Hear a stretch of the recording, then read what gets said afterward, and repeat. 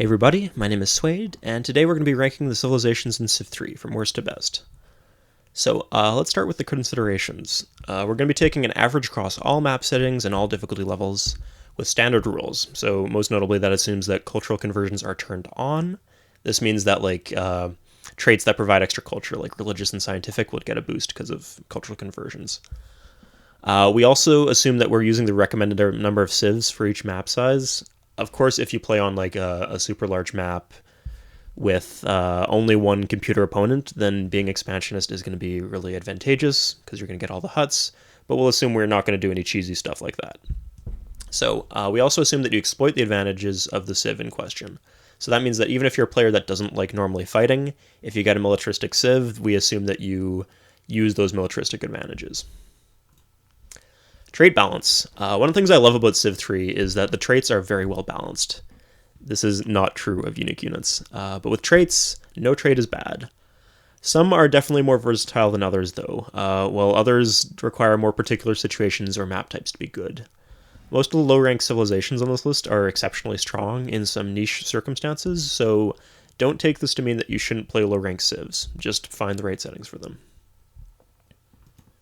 Ranking the traits. Agricultural is the best trait in the game, hands down by a mile. It's often undervalued by new players, and there's a few reasons for this. One of the reasons is you need to be planted next to fresh water to get the bonus +1 food in the city center. I mean, at least while you're in despotism. And new players often don't know this, and so they don't do this. The second reason is they get growth capped from mismanaging happiness. Like if you use entertainers, then your city won't grow, and if your city's not growing, then you don't get the biggest benefits from being agricultural. And they also just don't build enough cities in general. Because agriculture is a trait, it scales with the number of cities you have. Building more cities will mean more of an advantage for being agricultural. But it is extremely powerful on all difficulty levels if you use it right. And even if you use it kind of wrong, it's still pretty good. Note that it is, some traits are very, very versatile and good in all situations, like industrious. Agricultural, it is bad or not as good in some situations, specifically small archipelagos, or 80% water archipelagos, since these map types tend to have less fresh water, so you don't get the bonus +1 food until you exit despotism. But even on these maps, the traits performs pretty solidly, which cannot be said for other situational traits like expansionist and seafaring. So, the next two best traits. Industrious is in second place, commercial is in third. Neither of these traits are overpowered, unlike agricultural. Any trait that gives bonuses to food or production in the early game is very, very valuable. Industrious does both of those things, so I have to rank it very highly. Commercial leads to less corruption, so more money and more shields. This is very strong in the mid to late game. It really provides steroids to your economy. Commercial is good when it's paired with good traits and unique units, and it's not as good otherwise. The reason for that is, like I said, it provides late game scaling, but to really exploit that scaling, you need to be a decent size. And if you have a bad early game because of a lack of early game traits or a lack of an early game unique unit, then you can really delay the value or reduce the value of commercial in a lot of situations. So the next three traits. Scientific, religious, and militaristic in that order. So these are all very close in value, and I feel kind of bad trying to put an order on them, but if I had to, this would be the one I do. All of these provide strong benefits, but they're more situational. Militaristic, for example, it requires a good setup for conquest. If you don't have anyone to conquer, militaristic isn't very good. And with militaristic, the positive effects aren't crazy, crazy strong, even in situations where you would think it would be most useful, so I can't give it too high of a ranking. Scientific becomes weaker on higher difficulty levels, just because you're less likely to be doing teching. On those difficulty levels, a lot of strategies involve saving all your gold, and then you either trade with other civs for techs, or you use espionage to steal the techs. But even if you're not on higher difficulty levels, there might be situations where you're not teching at all. So for example, if you build a great library, you want to turn off your tech and let other civs do the teching for you. And there are a lot of situations where you got weak tech, but let's say you're doing a military strategy early game. You might have weak teching, but you rely on peace deals and you get technologies that way. So in that case, being a scientific civ would not be very useful. Religious is almost certainly useful once in the game for the switch to despotism. That saves you like at least... So religious anarchies are 2 turns, whereas non-religious anarchies are 4 to 8 turns in most situations. So yeah, religious is going to be useful at least once for those 4 turns of anarchy. Anything else depends on the course of the game. So it is massively useful for cultural victory. It's very useful for military victory, because obviously you're going to need religious or temples in those newly captured cities to prevent them from culture flipping. And it's also going to be very useful if you plan on switching governments twice. But if none of those things are true, it's kind of a mediocre trait. And in a lot of games, none of those things is going to be true. So religious, like the other 2, are situational to some degree. The second worst trait, this is seafaring. So this is the worst trait on Pangea maps by a huge margin. It is also the worst traits on continents maps by like a small margin, but it's definitely not a bad trait on continents. But it's by far the best trait in the game on archipelago maps. I mean, obviously, agricultural is not as good on archipelago maps as we discussed, but even if agricultural was as good on archipelago maps as it is on Pangea maps, seafaring would probably still be the best trait in the game on archipelago maps. So, yeah. And the worst trait is expansionist. It is quite good on Pangea maps, 60% water maps and large maps, but the number of game situations that make this trait useless are just too many. So if you just have bad luck from the huts, it's not going to be very useful. If you have an archipelago map, it's not going to be very useful. If you spawn boxed in or near other civilizations, it's not going to be very useful. On SID difficulty level, it's absolutely useless because you can't get text from huts on SID, and you can't get settlers or cities from huts. And just high difficulty levels in general, because the AI spawns with a ton of units and they take all the huts. Like on Demigod, for example, they spawn with a stack of, I think, like 12 warriors and archers and spearmen. And yeah, it's hard to, even if you have the scout moving twice as fast, well, the AI has 12 units that can clear a ton of land. So, personally, I think early tech leads are overrated, in addition to the situationalness of this trait.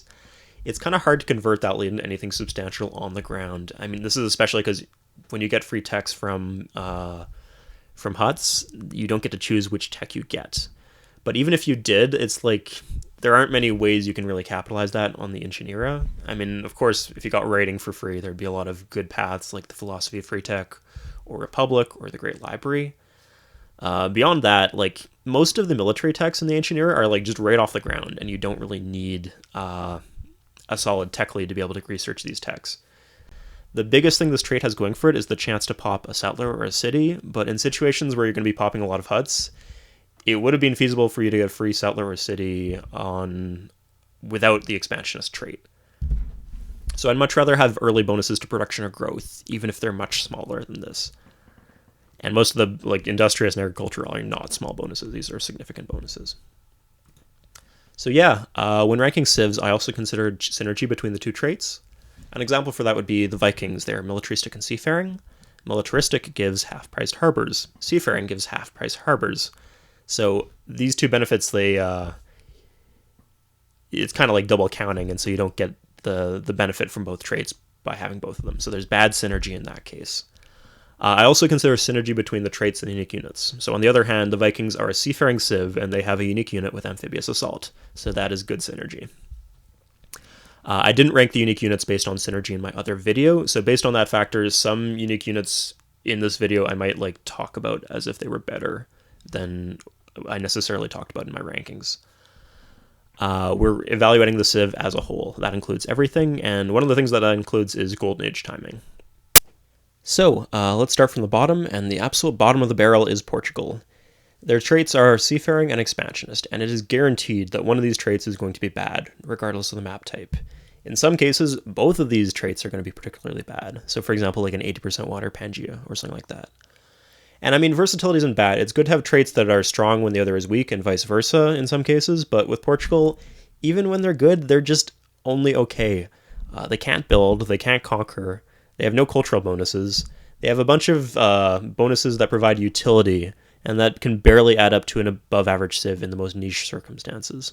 Aside from those niche circumstances, though, I have to give this the worst rating. So, after that we have America, and I have a personal grudge here. One of the games I casted, I played as America on Demigod difficulty, and I couldn't get my Golden Age. It's just because on the higher difficulty levels, the Wonder Golden Age is ridiculously hard, and by the time you get to Rocketry, the game's pretty much over. So the wonders you'd need are an industrious wonder and an expansionist wonder. The expansionist wonder is kind of doable, but industrious wonders are really hard to get. Like if you miss the pyramids and the hang gardens, you're going to be waiting a long time. On top of that, expansionist, like I said, it's the worst trait in the game, and often the civ feels like a one-trait industrious civ, which combined with no golden age is just absolutely brutal. So yeah, I'm going to give a bad ranking to America. So, next is Spain. Spain has strong traits on archipelago maps, but they have a bad unique unit even on archipelago maps. Again, Spain is bad at building, Spain is bad at fighting, but at least they have religious, so that's decently consistent. They can output some culture in some situations. And you have decent options for a golden age, so I'm going to give a slightly higher ranking to Spain. Next is the Hittites. This is such an awkward, gangly, mismatched civ with absolutely no cohesive theme or playstyle. I don't know who is a fan of the civ. Seriously, tell me who is a fan of the civ. Commercial is reliable at least, but you have to pray that the expansionist trait carries you through the early game, or else commercial won't be very useful because you didn't grow big enough to be able to use it. They have like an easy and flexible golden age at least, because God knows the 3-man chariot is completely optional to use. Like you can use it in some situations, but you are not forced to by any means. So at least you have choice of your golden age. Next is the Mongols. The Mongols are an early game-focused civ in terms of their traits, and then they have a bad unique unit. So I hope you wanted to fight, because God knows the Mongols are not good at anything else. And you're not even going to be that good at fighting. I'd much rather have an agricultural or industrious civ, or a civ with like a good early unique unit. So yeah, low ranking to the Mongols. Zulu have the same traits, but they have a unique unit that provides a little bit more utility. So conceivably, this could help with like a builder strategy, or like building up to like a medieval era push in terms of military focus. So I'll give them a slightly higher ranking between the two of them. Next is Carthage. They have fast ships and they road places fast. So getting places fast is Carthage's only real identity. I mean, I guess at least you can get your expensive ass UU to the front line more often. UU being unique unit. But Carthage is below average at building. They're below average at fighting, so I have to give them a below average rating. Russia. So do not be alarmed if you play on lower difficulty levels and Russia is your favorite civ. Their traits and unique unit are exceptionally good on lower difficulty levels. Scientific, expansionist, both good on lower difficulty levels. I think I mentioned that during the introduction. And their unique unit, the Blitz ability tends to be better on lower difficulty levels, because you're more likely to want to attack more than once in a turn if your unit has HP left over, which is more likely if you're fighting weaker units. So this is a good civ on lower difficulty levels. On higher difficulty levels, they completely fall off. Their builder traits especially, but they're not good at fighting if you're behind either. So, yeah. England. They have synergistic traits. Like, both of these traits provide commerce bonuses, so you get economies of scale in terms of building libraries and markets.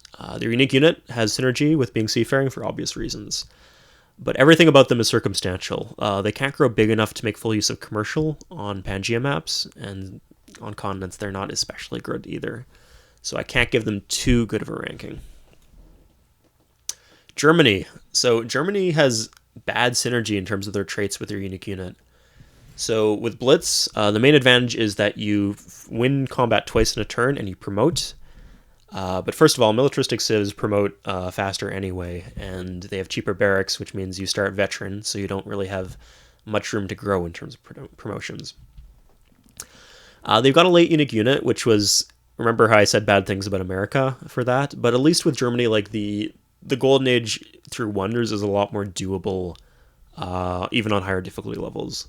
Like even on Cid, you can build a great library, and then after that, you can grab the Knights Templar or something like that, a cheap militaristic wonder, just to give you your Golden Age when you want it. So, next on our list is Japan.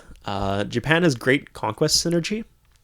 Like militaristic obviously helps you conquer.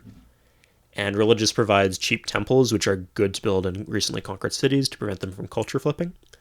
But Japan's not really good at much else, so I can't give them a high rating. So, sorry guys. The Byzantines. The Civ is absolutely incredible in archipelago maps, and they're also like not catastrophically bad on continent and Pangea maps the way that Spain and Portugal are. And there's some synergy between their two traits. You get extra commerce from being seafaring, and that extra commerce can be funneled into those cheap libraries that you get, and you get a multiplier there. So basically, they function like a discount bargain bin version of Greece on non-archipelago maps. So not great, but not quite as bad as a lot of the other seafaring civs. Speaking of which, we have the Vikings. So like I mentioned before, there's negative synergy between their traits. You get half-price harbors from being militaristic, and you get half-price harbors from being seafaring. So those two benefits, like you don't get both of them, obviously. But they have great synergy between their traits and their unique unit. Being seafaring and having an amphibious assaults unique unit is really, really good. And obviously being militaristic too. But they are undeniably a bad civilization if you can't use their unique unit, because they have bad synergy between their traits, and their traits are both pretty bad traits on their own. So, yeah. Next we have Rome. This is the equivalent of vanilla ice cream or a beige painted walls.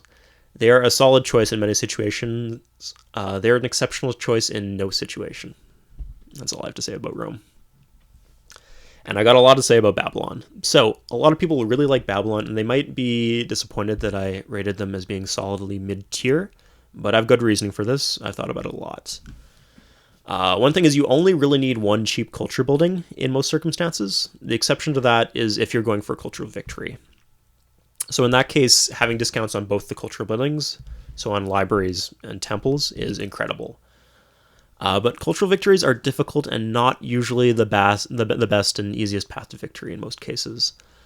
That applies even if you have these bonuses that Babylon does. So the unique unit offers some flexibility, but it's like a really narrow window that closes rapidly. Like as soon as the game starts, pretty much you have to decide, am I doing a bowman rush or not? And if you're not doing that, then all you get is like that extra bonus to utility of having like a cheap effective defender. And you're locked into the path of a builder with no bonuses to growth and no bonuses to production. I think it's really telling that people who pursue cultural victories often prefer civs with agricultural and industrious as traits.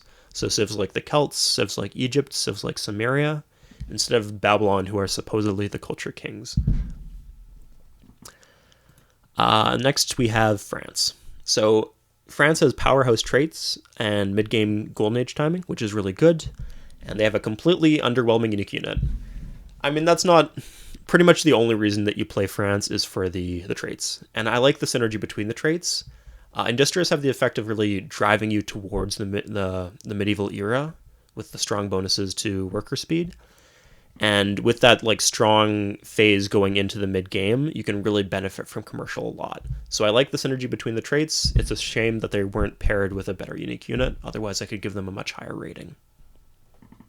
So, next we have Arabia, and right off the bat I have to say that they have weak traits. But there is like a logical drive and progression behind the Civ. So the way it works is the expansionist trait helps you power through the ancient era tech tree. Religious gives you a quick switch into a better government, be it republic or monarchy, and then all of a sudden you have the perfect setup to exploit your amazing SUU. So you research chivalry faster than the other civs, and then you get your golden age, and then you just stomp the world with your amazing unique unit. So they're pretty average if they're left alone to grow to, but they do have some flexibility with the two traits, so yeah, they are a mid-tier civ. Next we have Greece, and I thought that I might have underrated the hoplite a little, and I realized why. So the reason for that is it is perfectly synergistic with Greece. It makes up for all their early game shortcomings. This is a one-dimensional civ, but what they do very, very well. And the hoplite will actually protect them in the early game when they're still kind of getting off the ground. And their traits are synergistic with each other. So the extra commerce you get from being commercial gets funneled into those cheap libraries, and you get the multiplier bonus on that. Next we have Korea. So while the hoplite has positive synergy, the Hwacha has negative synergy. This is despite being like an objectively better unit than the hoplite, in my opinion. Still, it gives Korea an alternate win condition, which is pretty damn good. This unique unit would be good on absolutely anyone, so yeah, it being on Korea, not too bad. The Incans. The Incans are an explosive early game civ, but more so than other expansionist civs, they the expansionist trait can be kind of underwhelming for them. And that's because they can't build more scouts later. They have to build the Chasqui scout, which is twice as expensive. Still, agricultural is just a really, really damn good trait. I should mention, though, that the Incans have the capacity to be a really, really bad civ on some island maps, so yeah, watch out for that. The Dutch. So, the Dutch are agricultural, plus a bunch of other cool situational stuff. It gives you easy control over when you get your Golden Age. All you need is iron. And it really makes up for agricultural shortcomings on archipelago maps. So this is a really strong, versatile civ. I'd recommend them.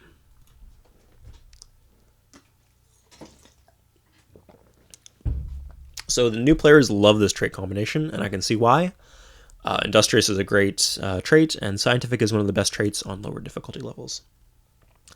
The Ottomans have a lot of strength throughout the game, and they can conquer mid-game, but they don't have quite the same power for conquest in early game that Persia does, so I have to give them a weaker ranking between the two civs.